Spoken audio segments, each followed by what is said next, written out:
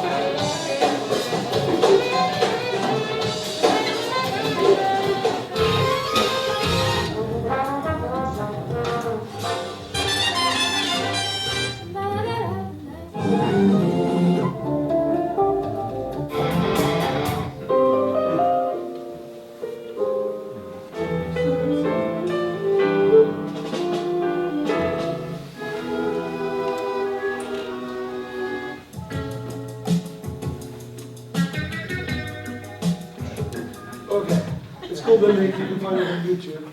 And it's, I know it by now at least. And I'm not trying to put these two things up against each other. I mean, that we are not advocating for that, because I'm sure I played that league. I'm sure that most of the students have played that league. So it's not that. It's just that diversity. It's something to aim for, but it's a very complicated concept, because diversity as a value has to be addressed to a population of a certain size. To demand diversity from each individual is crazy. It's like we had the year of diversity in Norway, an idea, an initiative from the cultural ministry. And it seemed like the whole idea was that everybody should be diverse. All the events themselves, all the little things that took place should be diverse, which is not diverse to my understanding of it. But the world, UNESCO has recognized diversity as, cultural diversity as just as important as biological diversity, of course, being UNESCO. But that idea that it is in the greater scope that diversity is valuable. So diversity is put together by individual or group voices that altogether form that diversity as important. So I'll come back to that. Before I go on, I think there is something here, even more media. Sorry, I'll spend some time on this. This is Bill Evans. I think that jazz very seldom in its true state is presented to the average public. They do have an idea of jazz which is not quite true. But the way I feel about it is that it is the only form of art that, in a way, America has created and given to the world in this century or in the past few centuries, let's say. But I think it's more of a revival in a different form of what went on in classical music before. In other words, in the 17th century, there was a great deal of improvisation in classical music, as you know. And because of the fact that there were no electrical recording techniques or any way to permanize or to catch music and to record it, the music was written so that it could be permanized that way. And so slowly but surely, the writing of the music and the interpreters of the written music gave way to more and more interpretation and more cerebral composition and less improvisation. And so finally, improvisation became a lost art in classical music, and we have only the composer and the interpreter. So the composer even very seldom improvised or didn't have to, say around the late 1800s or the turn of the century. But jazz, in a way, has resurrected that process, which I call the jazz process. Now, jazz, as we tend to look at it, is a style. But I feel that jazz is not so much a style as a process of making music. It's the process of making music, making 1 minute's music in 1 minute's time. Whereas when you compose, you could make 1 minute's music and take 3 months to compose 1 minute's music. Now that's the only basic difference. Now it so happens that because of historical circumstances and where jazz was born or whatever came up in Mississippi and American music and American culture and all, we think of jazz as a stylistic medium now, which in a way it is. But I think we must remember that in an absolute sense, jazz is more of a certain creative process of spontaneity than a style. Therefore, you might say that Chopin, whoever improvised music, that is, was able to make music of the moment, was in a sense playing jazz. And we are... That would do. I think this is so important because it transcends all these debates we have about style, genre, what jazz is, whatever, anything is. And this is, I think it's such an important recognition, what Bill Evans just said. It's a process of music making in the moment. Journalists, art historians, cultural analysts, they all are so preoccupied with styles, genres. What kind? Is that new? Oh, that's got an influence from there. It doesn't matter. What it's all about is individuals being able to express themselves in real time. And what is the pedagogy for that?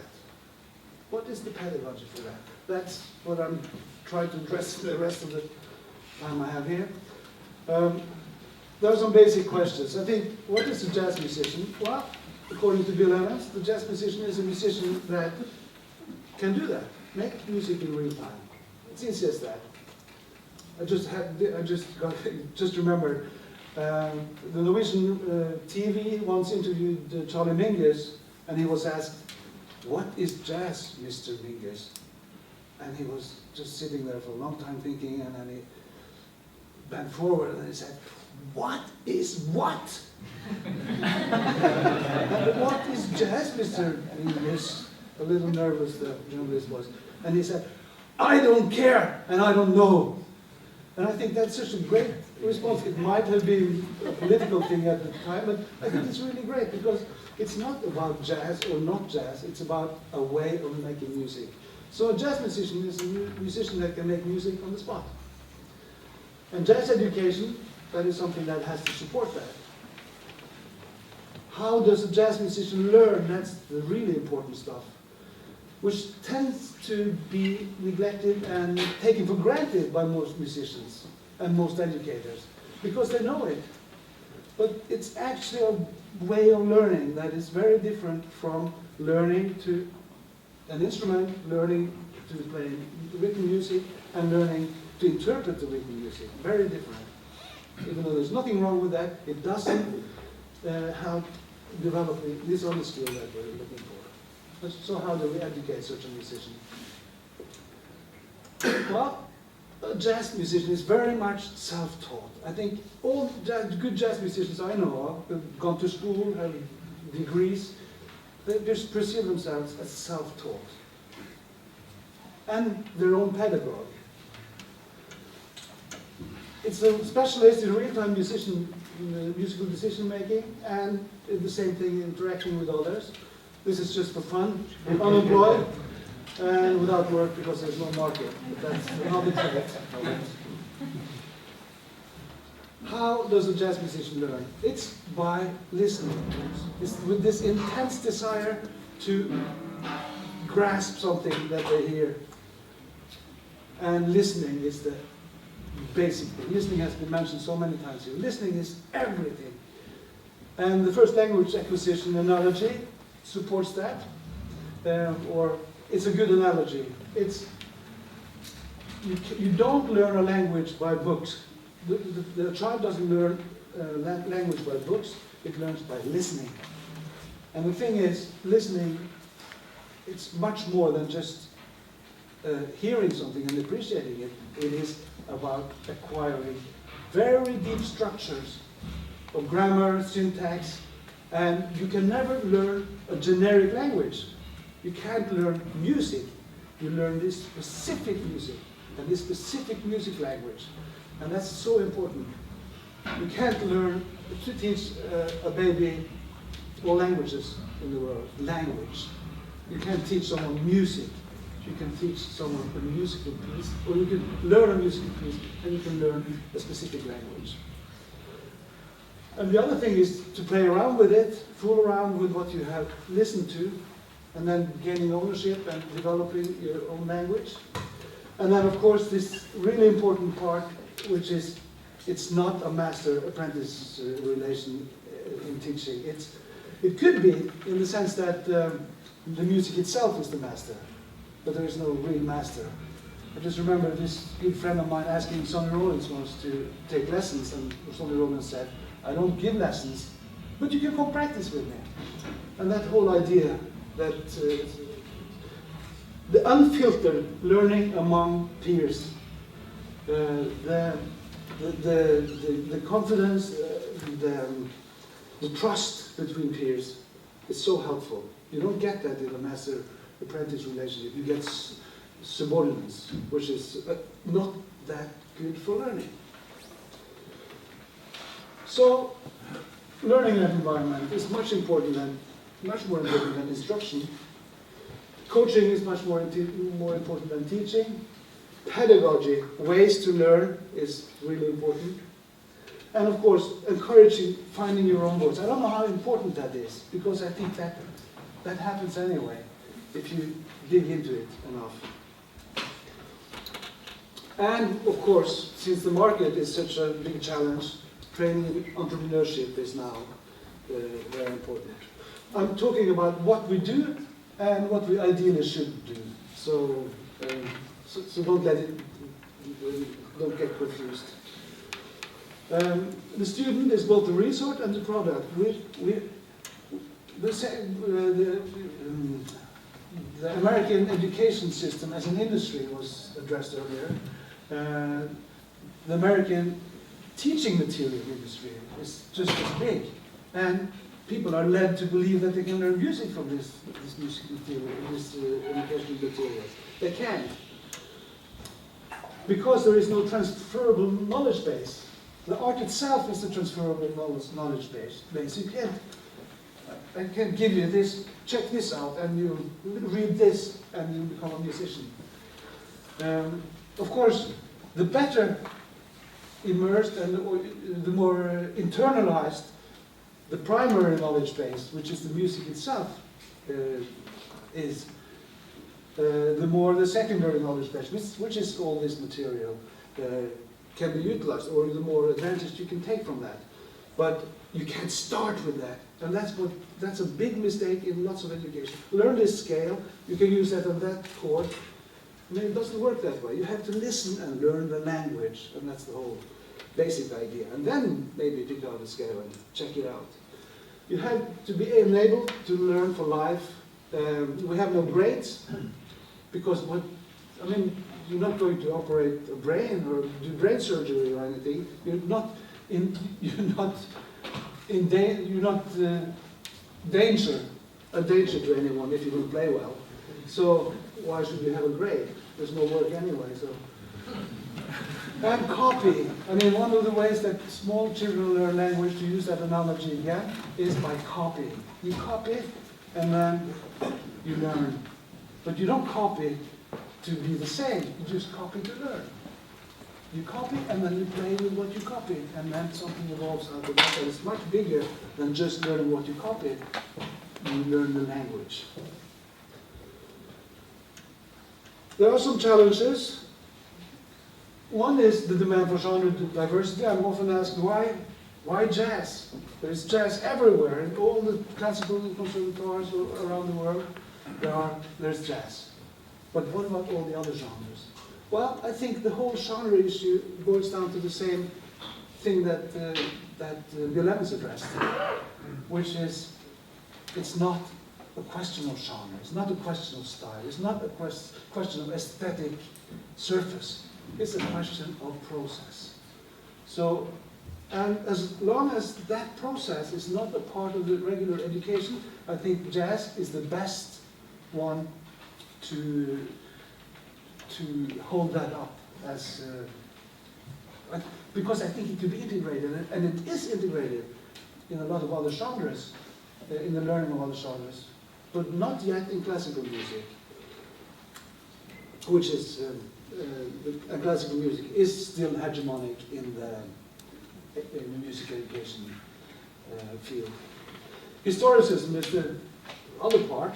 We see that in America, at least, the idea of American classical music, we have to preserve it, we have to learn it, we have to learn to interpret it. It's the wrong way to go. It's the same mistake that classical music has done. You put a lid on it, and you start interpreting it, and you start coding it or decoding it, and you teach the codes of it, and well, it doesn't work as education, at least. But I would say that if some people are very much into just playing, interpreting, I read in the Aksdal Jazz Festival program notes once, a great Louis Armstrong interpreter. Is that possible? Can that be possible, to interpret Louis Armstrong? I don't know. But that's where this is coming from. Innovation is another problem too, because innovation is a concept and a value that we borrow from science and technology, where it is absolutely crucial. It's the only value they have, actually, except for there must be some ethics to it, should be. But the value of science is renewal, questioning, renewing. Technology, the same thing. I got a better Mac now than I had some years ago. It's the whole idea. But culture has had quite another role. It has had cohesion as one of the main purposes, if we can talk about purposes. It's something that we share, that we can understand, and we can move on it. Because innovation takes place anyway. Language changes. But nobody would ever say, we need some more innovation in language development. I mean, nobody says that. But we talk about that in music. So somehow we transfer this value from science and technology uncritically into the field of culture. And I think innovation is great, but the market, of course, has been talked about. That's why we talk about entrepreneurship. Even the concept of improvisation, I think, is really problematic. Because what musicians do is they play. And I think the processes that the concept of improvisation is trying to encompass are, to a certain extent, contradictory when we try to have it as a very big concept. I think it's okay to say that we improvise, but once we try to define what actually goes on, so the process of improvisation in a free setting and based on a musical language is very, very different. And do we gain anything from calling both improvisation? I don't think so. Gender balance has been mentioned here. It's a terrible problem because in classical music now, some places there are more than 50% women in education. And they're filling up the symphony orchestras, while in jazz and other genres, there are very few instrumentalists. There are singers, of course. I think this can be addressed through pedagogy also. I have this theory. It's not research-based. It should be, but I have this theory that young girls are more easily drawn into leisure activities that are conducted, organized. And very often you find pedagogues in these settings, or people that are conducting some kind of pedagogy. And the pedagogy in music is not geared towards this real-time music maker, this generating real-time musician. Most pedagogues are trained in the INI approach that I call it, instrument, notation, interpretation. So I think they're not exposed in the same way as, or when they're exposed to anything, that's what they're exposed to. While boys tend to have more, generate their own activities for, and they avoid that bad influence from pedagogues, sorry to say. Technology is also, it has good sides and bad sides. You have to master technology to a certain extent as a musician these days, and so you have to learn it. But there is this side to it that I think is quite dangerous, and that is, it's so easy now to become an editor of sounding music, or sounding sounds. You become a sound editor. You listen, and you apply your aesthetic tastes, and you get some ideas, and you put it in, and you listen, and you edit. While musical imagination and musical language learning is not prevented by it, but is definitely not stimulated by it. So I think that we have to be aware of that. It's not now so easy to make pieces of art with absolutely no musical skills.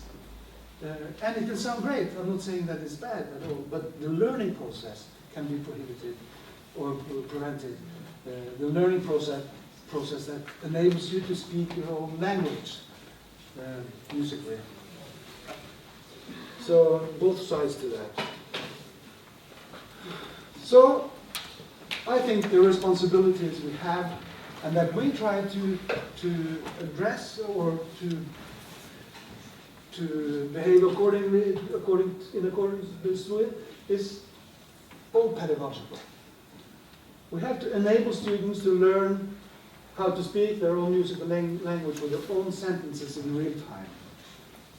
That takes a lot of work, takes a lot of time, especially on behalf of the self-taught student.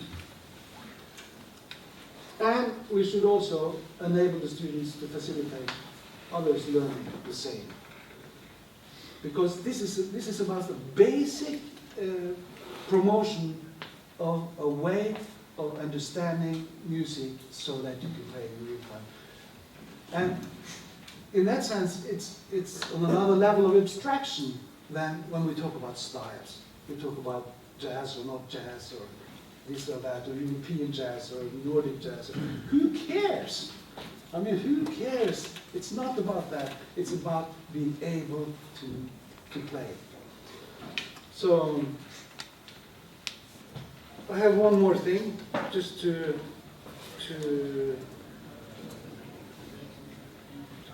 if you would, just to show you how some people that we might not expect it from have gone through a process with jazz.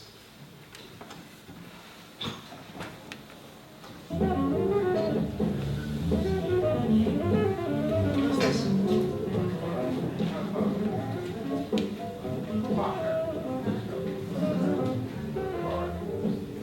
It is. It's Jan Gabarek, the foremost icon of Norwegian jazz.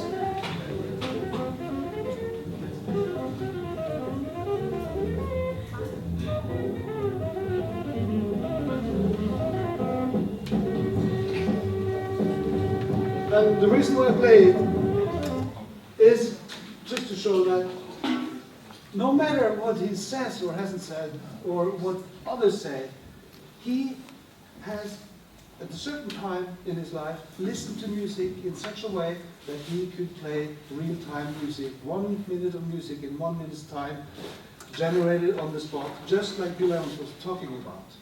And that's all. It's not about style, it's not about anything else. It's about learning learning a language so you can use it in real time. And that's what we're trying to do in our institution. And I think and the paradox is that we use a lot of traditional material, jazz material, standards, bebop, whatever. We don't demand that the student should be proficient in it at all, because that's not the idea. But the idea is to go into the music, to learn it, so they know the language, because you have to choose a language anyway. Any genre, any music that you listen to, that is sounding music, will by default be a genre. And you need it in order to get into the music. You can't learn music without it. So, and I think we don't have any research showing any of this, but I think that the reason why we have such a diverse outcome is exactly that. We're working on the very basic phenomenon of music learning in order to be able to express yourself.